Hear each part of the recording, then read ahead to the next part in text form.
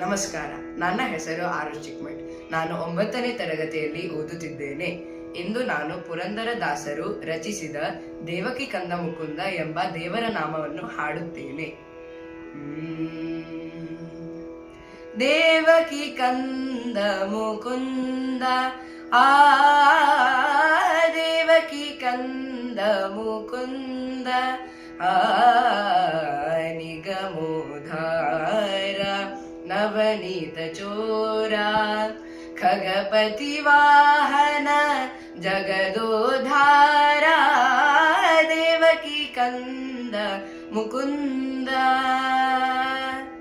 ಶಂಖ ಚಕ್ರಧರ ಶ್ರೀ ಗೋವಿಂದ ಪಂಕಜಲೋಚನ ಪರಮಾನಂದ ಮಕರ ಕುಂಡಲಧರ ಮೋಹನ ವೇಷ ರುಕುಮಿಣಿ ವಲ್ಲಭ ಪಾಂಡವ ಪೋಷ ದೇವಕಿ ಕಂದ ಮುಕುಂದ